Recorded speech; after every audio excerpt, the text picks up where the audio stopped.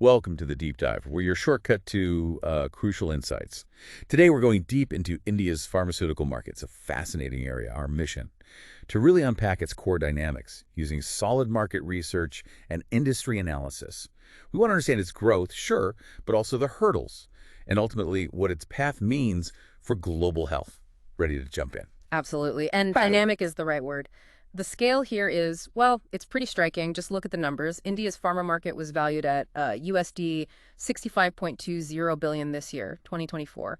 And the projections, they see it hitting USD 106.67 billion by 2030. Wow, that's quite a leap. It is. It works out to an 8.75% compound annual growth rate. That's strong, consistent growth year after year. And it clearly puts India right at the center, as a critical player globally. Okay, those numbers are definitely impressive. So what's really fueling this? What are the key drivers behind that kind of momentum? Well, domestically, there's a confluence of factors. You've got India's own robust market, obviously, that's being powered by a growing middle class, for one.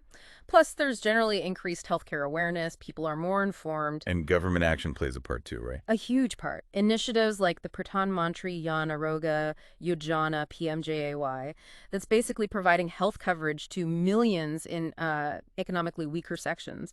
That directly translates to more demand for medicines. Right, makes sense. But connecting this to the global view, Yeah. India's role goes way beyond its own borders, doesn't it? Oh, absolutely. It's not just domestic. India is a powerhouse, a global hub for pharma manufacturing and increasingly innovation, too. Think about this. They supply over 60% of the world's vaccines. 60%? That's incredible. It is. And around 20% of all generic drugs worldwide come from India. So they have this real competitive edge, high-quality drugs, but cost-effective. That's crucial for meeting healthcare needs affordably across the globe. It definitely sounds like a major force. But, no industry grows that fast without hitting some bumps. What are the significant challenges, the real friction points? That's a very important question because there are challenges. A big one is navigating the regulatory landscape. It's complex. It's overseen by the Central Drug Standard Control Organization, the CDSTO. Now, these regulations are vital, obviously, for safety and efficacy, no question. But they can also create pretty high barriers to entry. And they definitely increase operational costs for companies. It makes things tricky.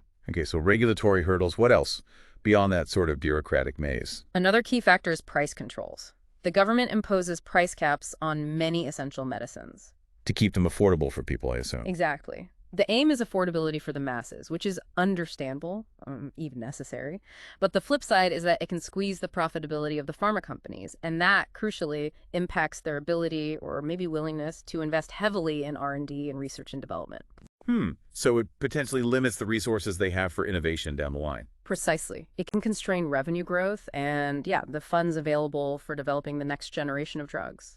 That's a really tough balancing act, isn't it? Affordability versus fostering innovation. And yet, despite those pressures, we are seeing innovation. You mentioned Sanofi India, for instance. Yes, that's a good example. They're planning to launch some quite groundbreaking drugs. Things like Soliqua, that's a pre-mixed insulin, actually already out since 2023, and Rezurock, which is for bone marrow transplant patients, expected later this year or early 2025. So even with price controls, companies are finding ways to bring new treatments, maybe focusing on more specialized areas. That seems to be part of the strategy. Focusing on areas with significant unmet needs or where the value proposition justifies the investment. And Sanofi is just one example. The market has many key players driving things forward. Big names like Sun Pharma, Cipla, Dr. Reddy's Labs. They're all finding ways to innovate and grow within these existing constraints. So summing it up, India's pharma story is really this dual narrative.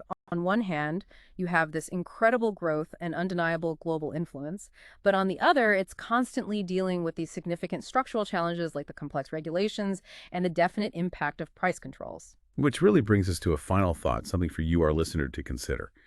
Given India's absolutely pivotal role in supplying affordable drugs globally, how might future changes, maybe shifts in regulation or new global health demands, how might those reshape India's path?